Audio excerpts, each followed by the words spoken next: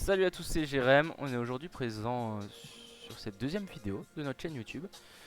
Donc c'est la deuxième. On a eu un petit peu de retard pour la faire. Et là aujourd'hui on est sur vraiment une vidéo où on va faire un petit point de marché. Et on va aussi regarder du coup une petite update de Hata. Donc j'en avais parlé sur la première vidéo YouTube. Et du coup on va faire cette petite update pour voir si Hata est toujours intéressant et si ça ne l'est pas encore plus. Et on va regarder un autre stocks et je vous parlerai un petit peu rapidement d'un stocks qu'on va évoquer dans la troisième vidéo. Enfin c'est pas un stocks, c'est une crypto d'ailleurs, qu'on va évoquer dans la troisième vidéo YouTube. Donc je vous en parlerai un petit peu à la fin de la vidéo, 2-3 minutes. Donc voilà. Donc on va parler du S&P. Le S&P, bon, on voit qu'on a eu une forte baisse ces derniers jours. On a utilisé dans l'actualité Evergrande pour justifier de cette baisse. Est-ce que c'est plausible ou pas? Ça je ne pourrais vous dire. En tout cas, on voit que le S&P et les autres bourses mondiales ont pris une petite claque. Est-ce qu'on se dit que c'est le crack de l'année ou pas? Concrètement, moi je pense pas. Par rapport au Covid, bon, on en est loin. Mais concrètement, ouais, on entend ça va être le crack cette année, ça va être le crack en octobre, ça va être le crack, etc. Mais si tout le monde dit que c'est le crack, si tout le monde sait que ça va être un crack boursier et ça va chuter, concrètement ça va pas forcément chuter. Puisque si tout le monde est au courant, enfin à un moment donné, c'est pas justifiable en fait. Le but du crack, c'est... Enfin, les grands au pouvoir savent que ça va être un crack boursier ou non et ils sortent déjà leur profit à un moment donné et eux, ils souffrent pas, on va dire, du crack. Donc voilà, bon, concrètement, c'est juste pour moi un petit retracement. À savoir que quand un marché monte, je pense que c'est logique à un moment donné, un petit retracement pour purifier les longues ou quoi, et hop hop hop, et on repart. Donc je pense que ça va être un peu pareil, à savoir qu'aujourd'hui, voilà, il est 15h33, donc le marché vient d'ouvrir.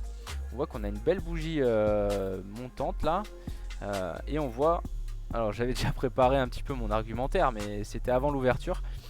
On voit qu'on a des divergences, alors à 29 elle n'était pas confirmée cette divergence du MACD, et là à ce moment là elle est confirmée, donc on a une belle divergence MACD haussière du coup, et on voit aussi au niveau de l'indicateur William R un W qui sort de son état d'enfoncement, donc c'est ultra positif pour nous et pour le S&P, sachant que si le S&P monte, logiquement nos actions vont monter, dans la logique hein. Bien sûr, sauf si votre entreprise fait faillite, elle va pas forcément monter. Mais dans la logique, ça monte. Donc voilà, plutôt positif pour nous et pour les prochains jours. Ce qui serait encore plus intéressant, ce serait de break cette bougie là pour vraiment retrouver une dynamique haussière et que tous ceux qui sont rentrés en short à ce niveau ici, on les fasse dégager. Donc voilà, on va passer maintenant sur Hata. J'en ai parlé sur la première vidéo YouTube. Et Hata, j'en ai parlé quand on était autour des... alors je vais sortir le petit rectangle. J'en ai parlé quand on était autour des 0,45. Donc à ce niveau-là, j'en ai parlé. On avait déjà fait un petit pump. Donc je vous avais dit que c'était un investissement rationnel puisqu'on était toujours, ouais, excusez-moi, on était toujours en zone de rechargement long terme, donc dans ce rectangle vert. Mais du coup, quel vin pour ce soir? Eh ben, c'est la foire au hop, vin j'ai fait quoi cherche. là? Il y a du choix et des Non, non, conseillers. c'est pas ça C'est que le je voulais moment faire. d'y aller.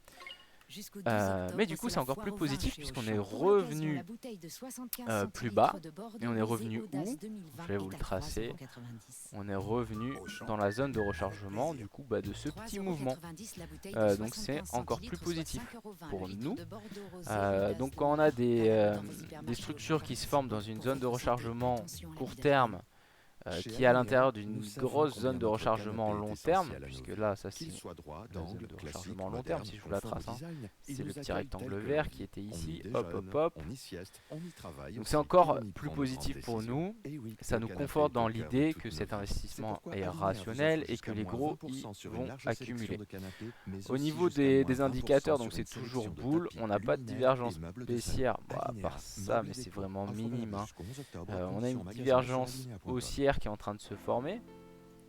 Est-ce qu'on, pour moi, on peut la confirmer? On a William. Vraiment aujourd'hui j'ai du mal, hein, excusez-moi, mais c'est affolant. On a William qui sort de sa zone d'enfoncement. Alors il faudrait vraiment confirmer ça. Avec un retour du volume, ce serait ultra positif. Et on serait de retour pour monter et pour aller titiller les résistances un petit peu plus haut. Aller dans la zone de rechargement. Et à ce niveau-là, on verra ce que ça donne. Si sa structure des W sur la courbe du prix, c'est positif. Si sa structure des M, ce sera négatif pour nous. Pourquoi ça veut... Décidément, mais... Ah ouais, ok, d'accord. Ce sera positif pour nous, voilà. Donc ATA, toujours un investissement rationnel, surtout ici. Alors si on voit, bien sûr il faut maintenir le bottom qui s'établit ces derniers temps, qui est ici, donc les 0,3460. Si on voit qu'on passe en dessous, alors là vaut mieux vendre nos positions pour ensuite racheter plus bas. Puis ça veut dire que ce bottom qui est maintenu depuis novembre 2020 à plusieurs... à maintes et maintes fois, hein. Ici, s'il cède, alors là faudra quand même vendre, vaut mieux prendre, on va dire 7% de perte que de revenir à ce niveau là et prendre 30% de perte. Voilà, vaut mieux vendre avant une chute et retester ses résistances. Donc voilà. Et concrètement pour moi c'est ultra bullish, hein. ATA, si vous placez un petit trade comme ça ici, hop, on va dire juste en dessous de la structure, donc on est à 0,3440 au lieu de 0,3460, parce que des fois ils aiment bien titiller au niveau des... enfin, juste aller un poil plus bas. Et on vise, on va dire, un retracement premier arrêt. Si on va un retracement de premier arrêt, on est quand même sur un risk reward de 7,14, donc ce qui est assez énorme. Et on peut quand même viser aussi voir un retracement en zone de rechargement. Donc on serait presque à 100% de notre investissement. Donc c'est ultra positif. Pour moi, ATA c'est un très bon investissement. À voir, on verra dans les mois et dans les semaines à venir. Si vraiment ça confirme ça, bah au top. Et puis vous pourrez en profiter. Après, bien sûr, ça vous êtes maître de votre argent, donc vous en faites ce que vous voulez. Bien sûr, c'est pas un conseil en investissement, c'est chacun son portefeuille et chacun son argent, chacun ses pertes, chacun ses gains, et puis voilà, tout simplement. Donc voilà, je vous ai parlé d'ATA, la petite update.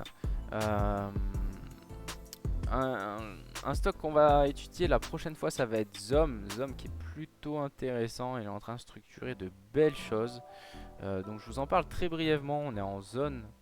On est plus loin que la zone de rechargement. On a eu un mouvement haussier sur les mois de décembre à février 2021. Sur un mouvement haussier, on est en dessous de la zone de rechargement. On est en train de structurer des W enfin en dessous dans cette zone de rechargement, j'allais dire, mais en dessous de cette zone de rechargement, ce qui est ultra positif.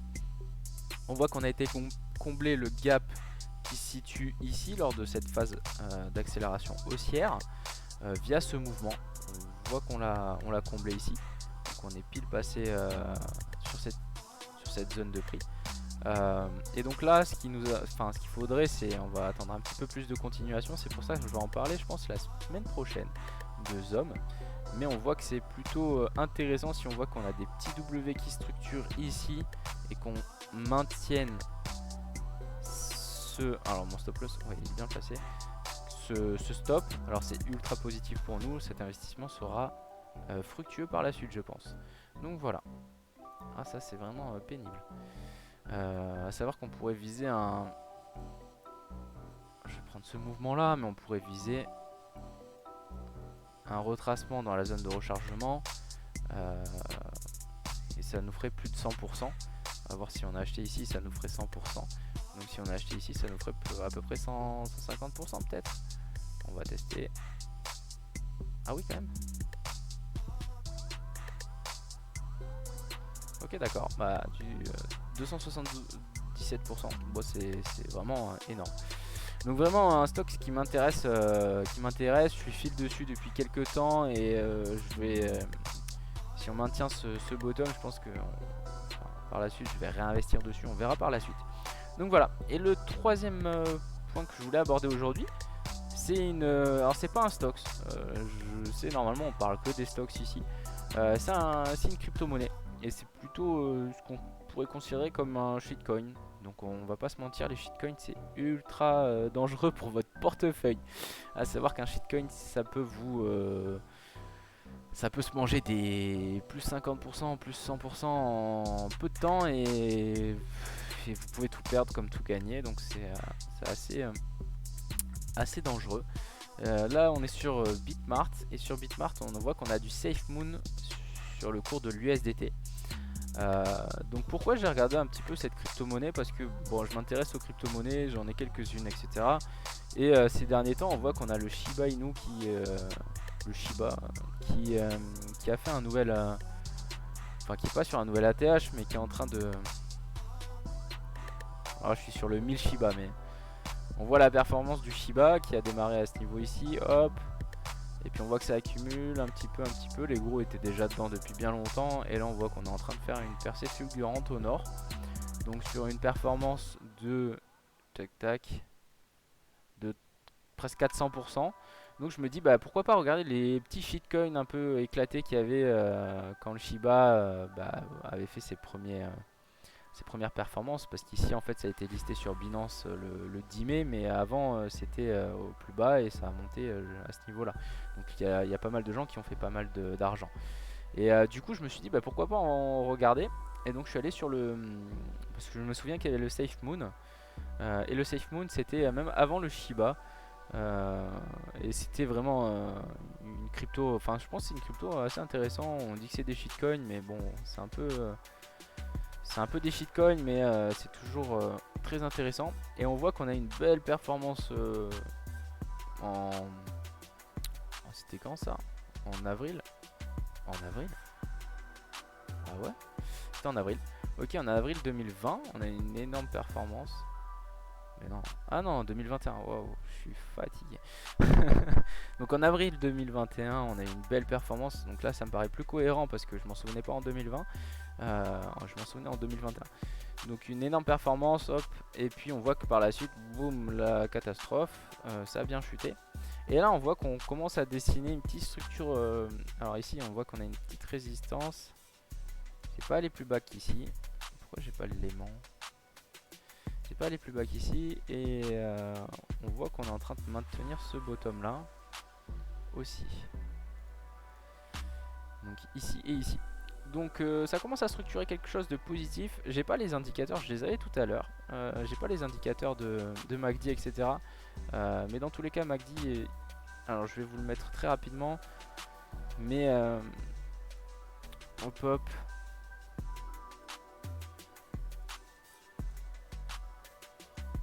Mais on voit qu'on a des divergences haussières ici qui se structurent. Hop hop hop hop hop. Donc un nombre de divergences haussières qui est plutôt intéressant. À savoir que des divergences haussières, je crois que William devrait sortir de sa zone d'enfoncement. L'OBV est pas fameux par contre. Mais globalement, je pense que si on arrive à casser, donc à former un énorme W, hop, on va prendre ici. Donc si on commence à former ce W là, tac, tac, tac, tac, casser cette ligne de coup, ce serait vraiment intéressant, sachant qu'on a déjà fait un petit W ici sur la structure du prix. Donc si on commence à monter et casser cette ligne, bon, ça pourrait suivre un peu le Shiba quoi. Ça pourrait un petit peu suivre le Shiba, et je me demande si les grosses whales, est-ce qu'ils n'ont pas marre d'avoir ces petits shitcoins? Est-ce qu'il les ferait pas un petit peu performer, faire un nouvel ATH du style et puis d'un coup, boum. Bon, c'est très mal tracé hein. Et puis d'un coup, hop là. Donc là, les gens ils commencent à FOMO, ils achètent. Et puis ils vont arriver là-haut, ils vont dire ah non je vends pas, j'ai fait plus de 100% de bénéf. Et boum, ça va s'écraser et ils vont se retrouver ici, ils vont continuer à hold un truc pendant quelques mois. Et à ce niveau-là, il y avait très peu d'acheteurs et très peu de personnes sur le marché. Donc ouais, je me demande, est-ce que les gros ils en ont pas un petit peu marre d'avoir ces shitcoins là, et du coup est-ce qu'ils performent pas pour récupérer leurs sous, voilà tout simplement. Et donc je me dis bah ça va être un peu la même chose avec SafeMoon. Donc si vous avez un petit peu de cash sur SafeMoon, bah le vendez pas immédiatement. Et si vous n'en avez pas, ben je vous conseillerais pas d'en acheter, parce que concrètement des shitcoins c'est vraiment un shitcoin hein. On peut perdre très vite perdre son argent. mais on peut quand même en gagner très vite. Donc concrètement, si vous achetez, je vais dire une connerie, mais pour 50 balles de SafeMoon, bah dites-vous que ces 50 balles, c'est comme si vous les avez perdues, quoi. Dites-vous que vous êtes parti aller acheter deux domacs et puis vous avez perdu vos 50 balles, voilà, tout simplement. Et puis vous le laissez tourner et puis dans quelques jours, si vous entendez de la hype sur SafeMoon, c'est que vous avez bien fait. Voilà, tout simplement. Pour moi, je pense que je pense que ça va arriver. Bien sûr, si on maintient ses bottoms, hein. Mais je pense que ça va arriver, un petit peu de hype sur SafeMoon, ça devrait être positif et on devrait voir de belles choses et les gens ils vont suivre quand le quand le SafeMoon il fera comme ça. Et là ils vont dire waouh, SafeMoon c'est ouf à ce niveau là. Et hop, ça va pump, ça va pump, ça va pump. Et après par la suite boum quoi. Enfin c'est comme tout hein, les gens dès qu'il faut mot les gens ça chute, voilà. Donc c'était une vidéo où j'ai parlé un petit peu de 3 assets. Donc cet asset est plutôt connu, je pense qu'il était plutôt connu en avril. Aujourd'hui on n'en entend plus du tout parler. Même des chaînes de crypto en parlent plus du tout, alors qu'il y a quelques mois on entendait parler un peu partout, comme quoi ça faisait des updates, SafeMoon créait son wallet, etc. etc. Aujourd'hui on n'entend plus parler et je pense que ça a bien performé, sachant que quand on n'entend pas parler, c'est là où il faut acheter, tout simplement. Donc voilà. Bon mais je vous souhaite une agréable journée. Et puis pour la prochaine fois on va attaquer le petit Zom que je vous ai parlé, Zomedica. On va en parler, on va voir ce que ça va structurer. Comme ça si j'ai un petit peu plus de développement je pourrais vous dire un petit peu ce que j'en pense, si c'est positif pour un investissement rationnel et long terme. Et puis voilà, tout simplement. Bref, je vous souhaite une bonne journée et à bientôt. N'hésitez pas à liker, partager, sachant qu'on est vraiment pas peu nombreux on va le dire. Bon, c'est surtout des potes aujourd'hui qui sont là.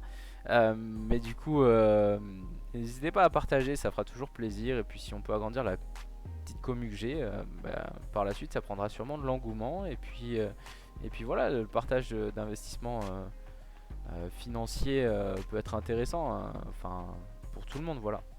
Allez bref, une bonne journée, salut, ciao ciao.